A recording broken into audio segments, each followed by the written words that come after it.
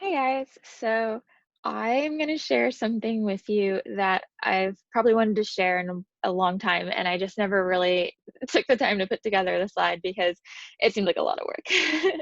But now I've decided that I'm ready, and I've done it, and I'd like to inspire people to visit a country that most people have not heard of that is called Bahrain or Bahrain. And the capital of it is Manama. And, it's been a while since I've been there, so I may forget something and some numbers might be wrong. And this is by no means an all inclusive, like, this is Bahrain. It's just a short little spiel about my experience and about what it was like for me and, a little bit of why I was there and my background. So I hope you enjoy. So, first off, Bahrain is in the Middle East. I was stationed there for 2 years between 2015 and 2017. Which is crazy. It feels like it was not so long ago. My job mostly was to perform force protection and communications repair on some USNS ships that were operating in the Middle East. So I was qualified in a lot of weapons, and I spent a majority of time out on the water. Probably about a year of the 2 years that I was there, I spent out on the water, floating around Dubai, Qatar, Djibouti, Jordan, Greece, Italy, you name it, like anything that's in the Middle East, I've probably at least seen it from the water. Um, Fortunately, I've been able to visit to a lot of these places on land as well, but it was definitely a water intensive experience with the Navy. So not really a big shocker there. I wanted to share just like a little diagram. I'm gonna close this window real quick so you can see of just kind of where Bahrain is because most people don't know. So here's Iran, here's Iraq, that's Baghdad right there. Here's Kuwait, here's Saudi Arabia, sorry, Saudi Arabia, the UAE, Oman, Yemen, and over here somewhere is Djibouti. Uh, Pakistan's over here somewhere right next to Iran. And you learn a lot about geography obviously when you visit the Middle East, but Qatar's down here, Dubai is right here, see, and Bahrain is right here. It's a really small country just off the coast of Saudi Arabia, and I think it is probably just, it's such a beautiful place. It's so funny that it's overlooked, but it's got like crystal water, that's just like turquoise, and the sand is so nice and it's so warm.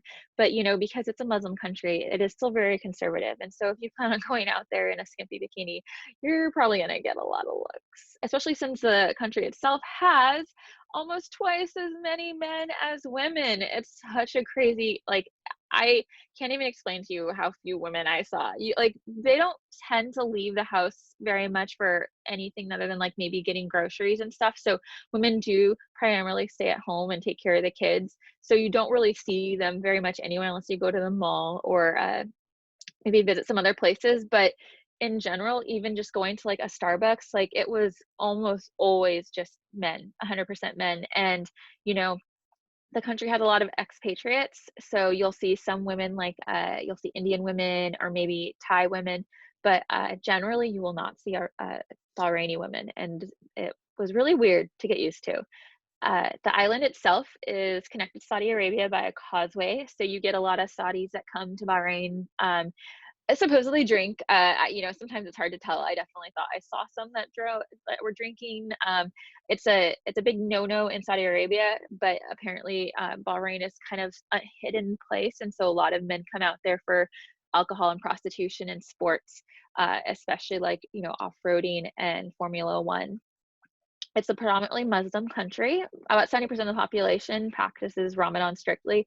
So the country as a whole has this law that if you are, there during Ramadan, you're not supposed to be outside drinking water, chewing gum, eating anything during daylight hours. It has to all happen at sunset or between sunset and sunrise. Obviously, whatever you do in your house is kind of your own business. But if they do see you out there, and you're not adhering to those rules, there's a possibility that you could get arrested. And I am not kidding. It's definitely something that's happened. I think that the Bahraini police are probably relatively understanding to foreigners because they have so many expatriates, but you still don't want to be out there and caught. And also, it's just disrespectful. It's just like a polite thing to respect their religion and respect that time of the month. Um, it's only about 30 days, and then Ramadan period, it moves on the calendar because it's like a moon cycle that it goes by. When I was in Bahrain, it happened during the summer, so it was pretty horrible because it's hot. You can't drink water out. You're not supposed to drink water outside. You're supposed to be wearing long sleeves, covering up, and that's just kind of the worst time to do it, especially since it's so hot. The temperature can get up to 120 degrees in the summer. With humidity, the heat index gets nearly 140, sometimes 145, and you're just dying. So most of the time you spend your time indoors or maybe at the pool or at the beach or something like that. Or you'll just stay inside until it gets dark out, which is sometimes a good thing because, especially during Ramadan, that's when people go out anyway. That's when the restaurants are open. Everything's going to be closed during the day anyway.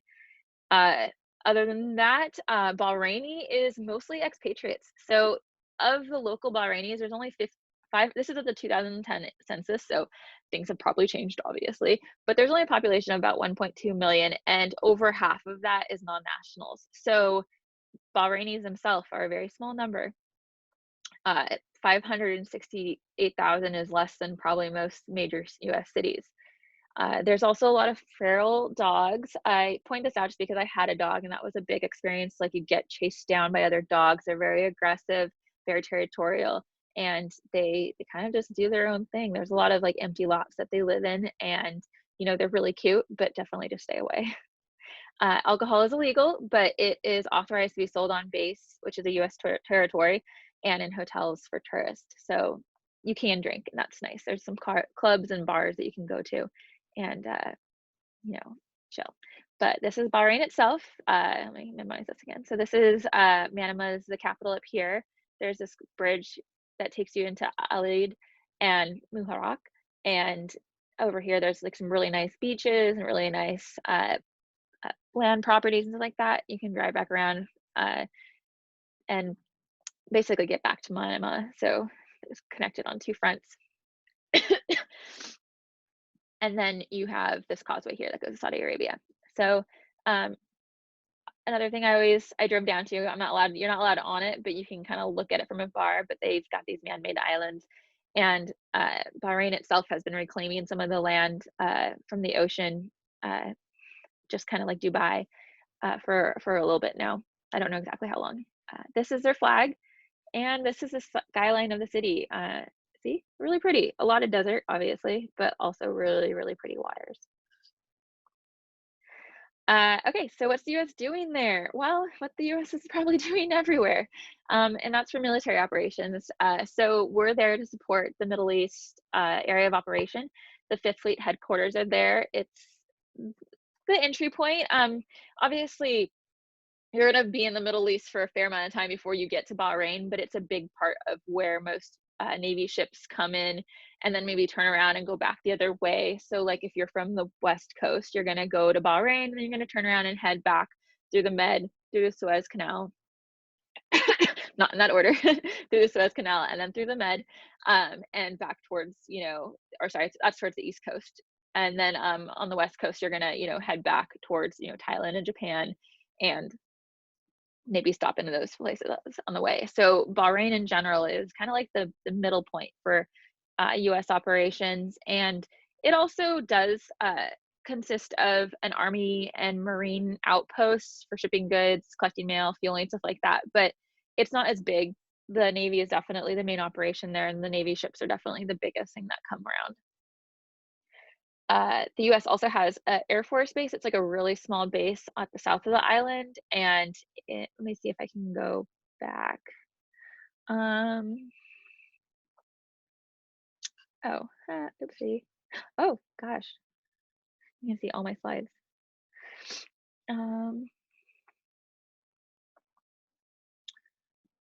Oopsie. Sorry about that, guys. I just wanted to show you kind of, so down here somewhere is where the Air Force base is, I think Ascar, or no, Aldar. I mean, this looks kind of big, but I can promise you it's not. I've driven from the top to the bottom of the island in like half an hour. So that's how big it is. I want to go back a page. Oh man. Well, I'll get better at this for when I'm formally presenting. This is just for YouTube, for all the money. Not really. Um, one thing I wanted to share, is the oh, I totally forget. But anyway, the U.S. is Bahrain is a pretty neutral location for the Middle East, and so the Middle East, Bahrain definitely appreciates a lot of the money that we spend just living out there, and especially the Navy, and participating and doing operations and supporting them in their military efforts. So there's some choke points for oil that are kind of just surrounding Bahrain, and just the main, areas of contention, which is a big reason why we're out there for force protection.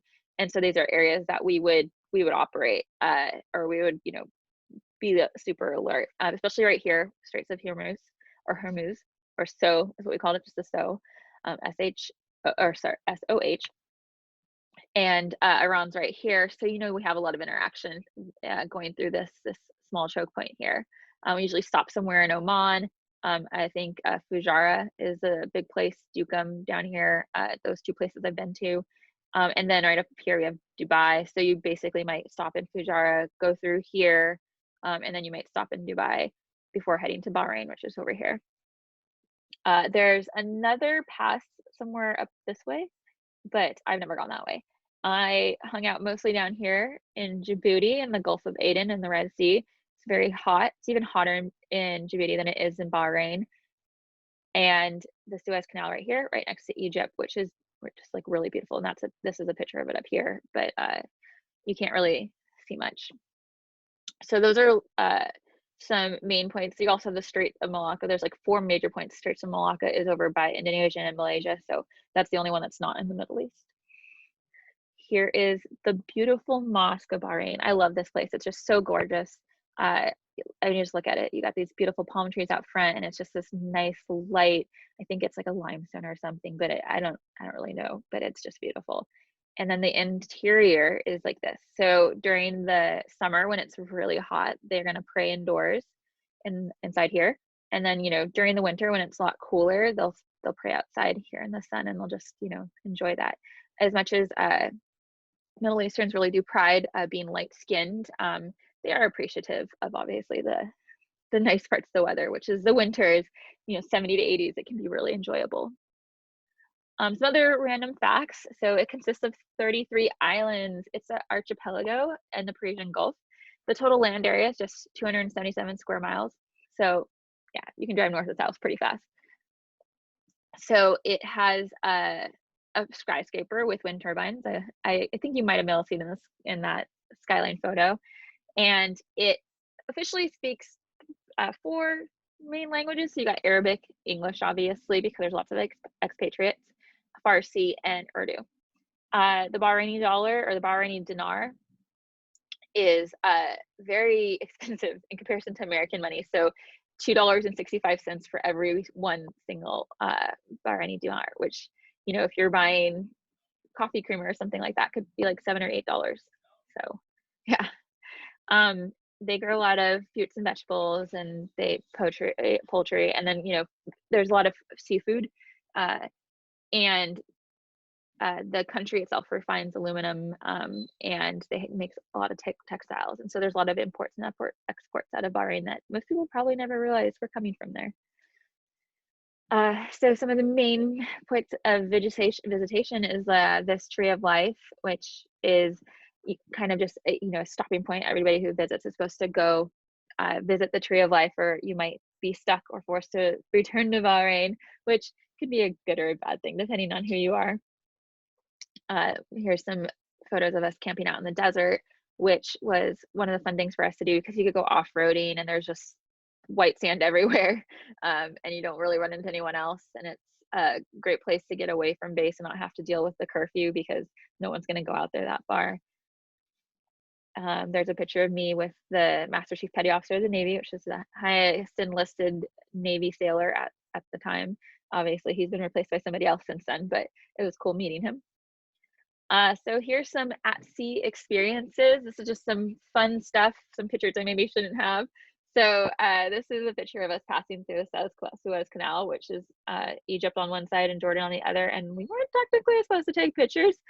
This is the picture from earlier that day where it was all fogged out. Like you couldn't even see ahead of you. We had tugboats like pulling us because we couldn't. Navigating through there is very difficult. And funny fact about that is that the Egyptians are very conservative as well. So when we let one of the pilots on board to help guide us through the Suez Canal, all the females are not allowed to stay up in the pilot house. We're not allowed to be seen by them at all because of various reasons. And so you basically have to just kind of like be hidden. And yeah, there's just other pictures at sea. This is a killer whale ice off the coast of Iran, which is really cool. And this is one of my favorite experiences out there, which is you can see all these dolphins jumping off the bow of the ship, the very front of the ship. Uh, they catch some pretty good air. They're definitely pretty. They just love it. Like it's so much fun to watch. And you could just stay out there all day, probably just watching them. But obviously, we won't. You'll have to join the Navy if you want to do it. Some other cool points of venture, obviously, that are nearby that we got to go to were Dubai. So this is the Burj Khalifa, which is the tallest building in the world, or at least at the time was. I'm pretty sure it still is. Then obviously it's a pretty rich place, so there's lots of yachts.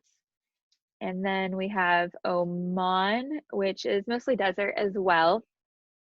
And this is Dukem. So it's a very remote location. This is a little village, the little village of Dukem, which mainly just had like a few shops and maybe like one little tiny restaurant that had like two tables. So very small part of the country, but their goal is to one day be as big as Dubai. So that was kind of interesting is to see how they'd laid out these roads that were like 3 cars, 4 cars wide that nobody's using yet. Like, but they just planning ahead, which is really like intuitive. But yeah. And then lastly, here's a picture of me and just a bunch of the people I met out there. This is us in Bahrain. You can see the beautiful water, this beautiful pool. I mean, everything about this country is really beautiful, and it was really enjoyable. And I think that's pretty much it. Yeah. All right. Well, I hope you guys enjoyed this. And, if you ever think about visiting Bahrain, I would say do it. Like, it's a really pretty country and it's definitely worth it. And, you're really missing out if you don't see some parts of the Middle East just because of maybe what you've heard on TV. It's not a dangerous place. I mean, if you're careful enough and smart enough and you maybe read at least like some tourist information, like it's just as safe as going anywhere else. You're not going to get robbed either. Like there's none of that kind of violence. So ultimately, I would just say like of all the places that I've been in the world, Bahrain is a good place to go, and it's something that I think everybody should do if you can. Just visit it and see for yourself what the Middle East is really all about before you make up your mind about who they are, especially Bahrainis, who they are as a culture and who they are as people. All right, thanks, you guys, and I'm going to stop.